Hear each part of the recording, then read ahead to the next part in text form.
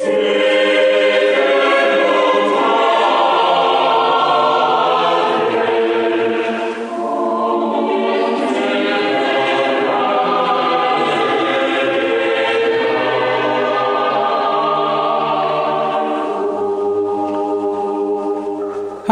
I'm Peter Adamson, and you're listening to the History of Philosophy podcast, brought to you with the support of the Philosophy Department at King's College London and the LMU in Munich, online at historyofphilosophy.net.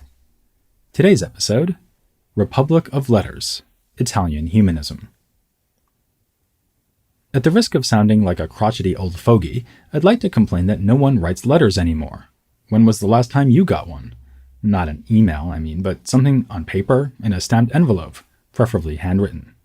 A friend of mine, who's a historian of the American Civil War, once pointed out to me that experts on his chosen specialty have many 19th century letters to draw on in their research, whereas future historians of our present day may well curse the fact that our correspondence took the form of ephemeral data, long deleted or trapped in no longer readable storage devices. Historians of philosophy, too, can learn a lot from letters. Beginning in antiquity, they were often written with a view to wider publication, not only for the private reading of one recipient. Thus, the letter or epistle has long been a popular form for writing philosophy, used by Plato, Seneca, Peter Abelard and Heloise, Al-Kindi, and John Locke, to name only a few. Around the turn of the 15th century, the master of the letter was Coluccio Salutati. He studied epistolary techniques, called in Latin ars dictaminis, at the University of Bologna, where he obtained his degree in 1350 before becoming Chancellor of the Republican city of Florence in 1375. As the Florentines contended with the papacy and rival cities, such as Milan, Salutati's elegant letters were the most powerful weapon in a war of words. Famously, the Milanese Duke Gian Galeazzo Visconti remarked that one letter of Salutati's was worth a troop of horses. Not that Salutati's audience would necessarily have been capable of understanding his high-flown Latin, but his rhetoric did honor to his city and lent dignity to any diplomatic occasion. Salutati's style was not only about being stylish. Alongside state business, he was in the business of carrying on the tradition of Italian humanism. I say carrying on rather than beginning that tradition because, as Salutati himself would have been the first to point out, Italian humanism took inspiration from an earlier Florentine, Petrarch. As we saw in episode 298 of this podcast, in the middle of the 14th century, Petrarch already embodied the values and activities taken up by Salutati and his followers. Actually, modern-day scholars have pointed to still earlier anticipations. The tradition of Italian dictatores, masters of rhetorical letter writing, stretched back as far as the 12th century, and one can name such figures as Albertino Mussato, a Padovan scholar who wrote plays inspired by Seneca and history based on Livy. But for Salutati, it was Petrarch who could be credited with initiating the humanist movement, which had its symbolic birth on Easter Sunday 1341, when Petrarch was crowned with laurels by a Roman senator. Salutati was not a student or close colleague of Petrarch, though he was in touch with him at one point, by letter, of course. For him, Petrarch was, to use a word that will make any Roman senator nervous, one of a triumvirate of Florentine authors worthy of veneration, along with Dante and Boccaccio. Their exalted status is at the heart of a founding document of 15th century humanism, the Dialogue, written by one of Salutati's protégés, Leonardo Bruni. Bruni was one of several younger scholars who were inspired and promoted by Salutati. The group also included Poggio Bracciolini, whom we met last time coming to blows with George Trapezountius, as well as Niccolò Niccoli. Members of the group studied Latin with Giovanni Malpagini, who had been Petrarch's assistant, and Greek with the Byzantine scholar Manuel Chrysolorus, also mentioned in the previous episode. It was Salutati who invited Chrysolorus to Florence as a teacher. Bruni's dialogue is, among other things, a testament to the cockiness that young men may adopt once you give them this level of education. Salutati himself initiates the discussion as Bruni shows him exhorting the circle to engage in disputation and not only bookish research. This is met with a speech by Niccolò Niccoli, who complains that there is little prospect of refined debate given the parlous state of education in Italy at this time. Thanks to a lack of both books and refinement, the intellectual level of the time cannot measure up to what we see in the works of a man like Cicero. The situation is, as Nicoli puts it, nothing less than a shipwreck of learning. When it's put to him that he is being too pessimistic, given the achievements of the aforementioned heroes of literature in Florence, Nicoli responds with an irreverent speech attacking Dante, Petrarch, and Boccaccio as failing to match the high standards set in antiquity. This is a surprising, if not shocking, line of argument. But in a second part of the work, Nicoli reveals that he was only trying to provoke Salutati to defend these three role models. When he does not rise to the bait, Nicoli agrees to give a second speech answering his own criticisms. What is going on here? Well, for starters, the dialogue is an ironic and playful work. How seriously should we take Nicoli's supposedly devastating complaint that in the Divine Comedy, Dante describes Cato as an old man when we all know he died before turning 50? No more or less seriously than the answer, which is that the white beard sported by Cato is just a symbol for virtue befitting an older sage. But the standing of Dante and the others is nonetheless serious business. Around the same time the dialogue was written, Salutati had a falling out with Poggio when the younger man brashly insulted Petrarch's knowledge of Latin. Needless to say, they exchanged letters over the matter. There was also a good deal of civic pride at stake. The excellence of these three authors was a triumph for Florence, and insulting them was accordingly an affront to the city. And this is only the beginning of the political import of Bruni's dialogue. Another of Nicoli's complaints is that Dante quite literally reserved a special place in hell for the murderers of Julius Caesar, Brutus, and Cassius. Natural enough for Dante, whose political philosophy envisioned a single monarch ruling over the whole world, but it hardly seems an attitude we should endorse as good Florentine Republicans.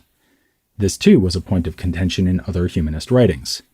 Salutati himself wrote a work called On the Tyrant, in which he tried to explain why Dante had meted out this punishment to Caesar's killers. His argument was that Caesar actually ruled with a popular mandate, so Dante was right to condemn Brutus and Cassius. All of which brings us to one of the philosophical themes that modern scholars associate with humanism: republican government, rule of the people, and not a tyrant or a group of oligarchs. This would have been another reason to admire Cicero. Not only did he write fabulous Latin, but he was a martyr to the cause of the Roman Republic. These values are evident in an encomium to the city of Florence written by Leonardo Bruni, which begins by extolling the well-balanced structure of the city's government, preserving as it does both justice and liberty. Salutati's group was delighted when some historical research proved that Florence had not been founded by Caesar, as often supposed, but already existed in the time of the Republic. Having said that, humanist literary taste did not require republican political leanings. Humanism was practiced in cities that lacked republican institutions, like Venice. Even in Florence, the rhetoric of liberty masked the fact that power was exercised by a relatively small group of citizens. Scholars have pointed out that between the years 1282 and 1532, only about 24 families held the reins of the government. Then again, one might make similar observations about Rome in the generations leading up to Julius Caesar. The humanists were never better students of Cicero than when they followed his lead by squinting hard enough to make an oligarchy look like a genuine republic. It's also important to bear in mind that, whatever the political appeal of Cicero, the main attraction was indeed his fabulous Latin. Tellingly, Bruni compares the perfect constitution of Florence to a well-formed sentence, as if he can think of no higher praise. Perhaps you have friends who are language purists, always telling you off for using who when you should say whom, and which when you should say that. I can practically guarantee, though, that these friends have nothing on Coluccio Salutati.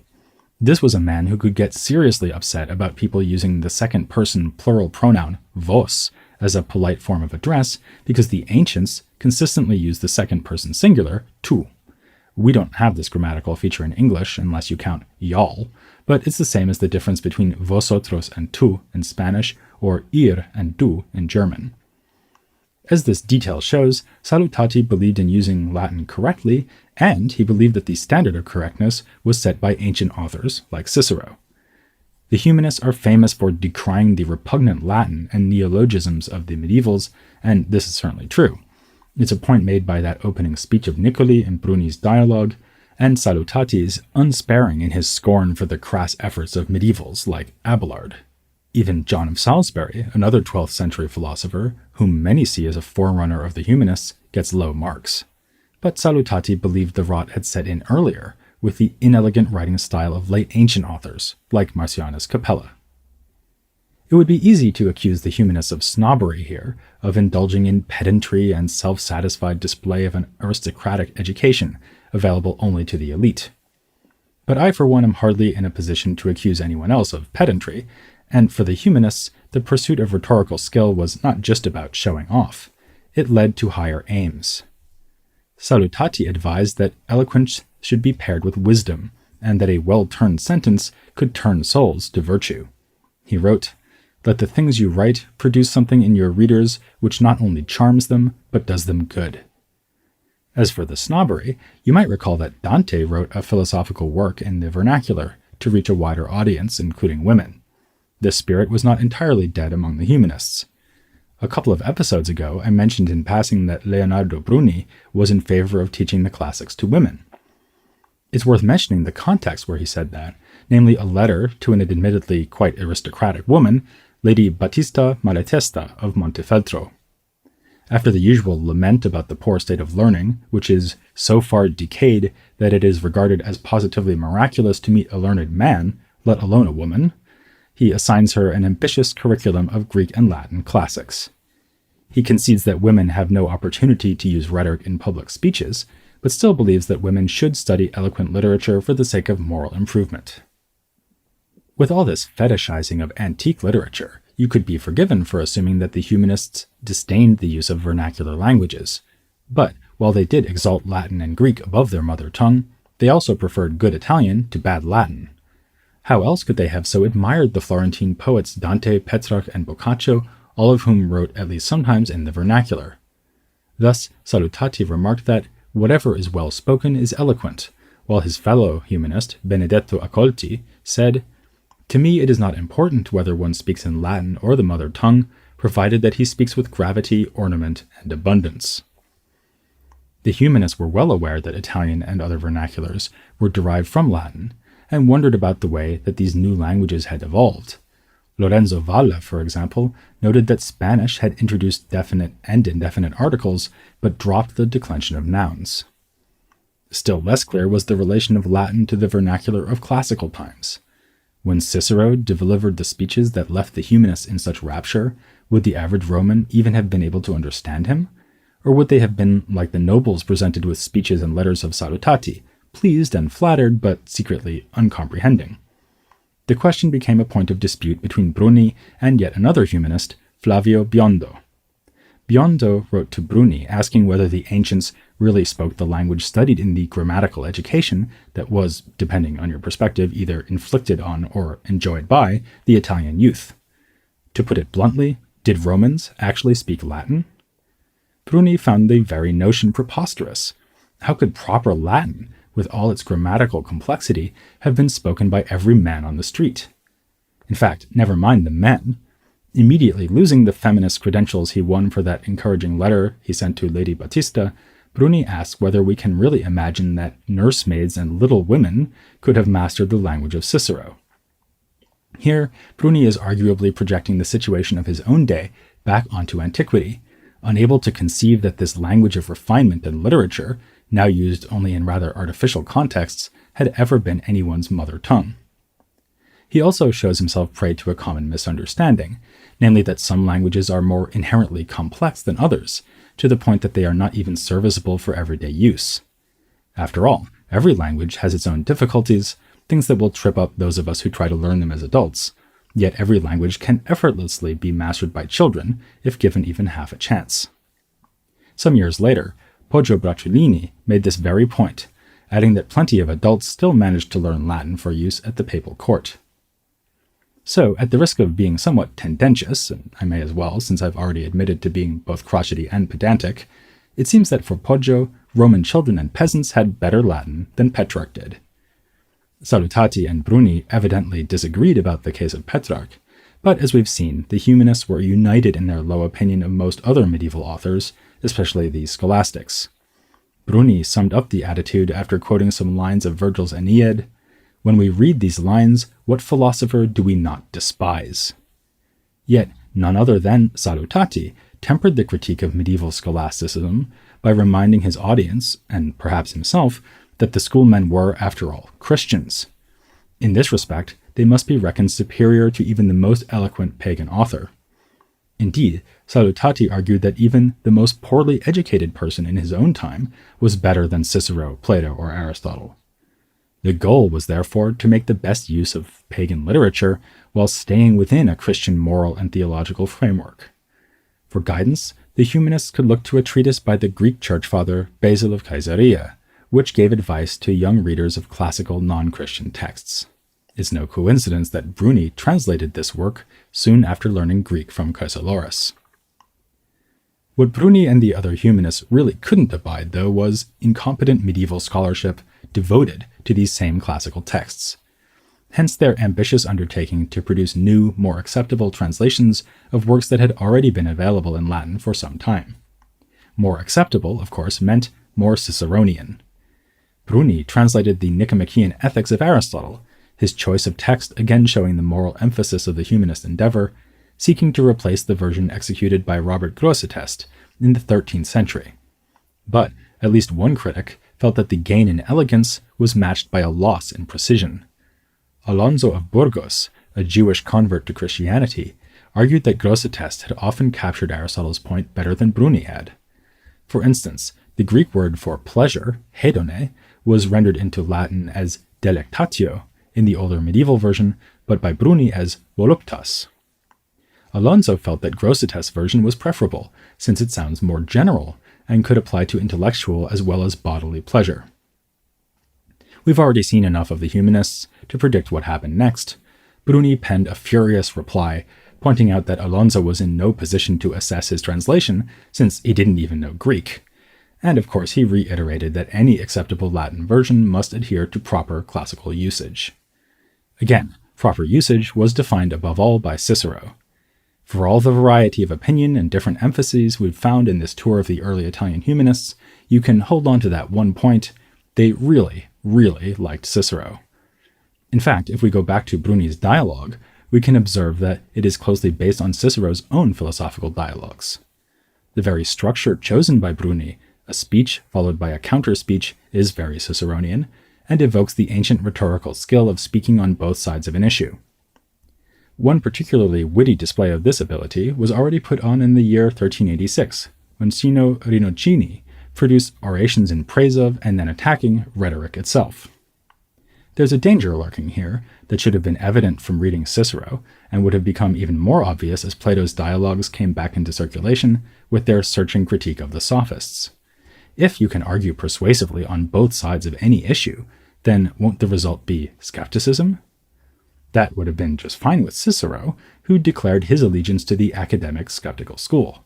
But would it have been fine with the humanists?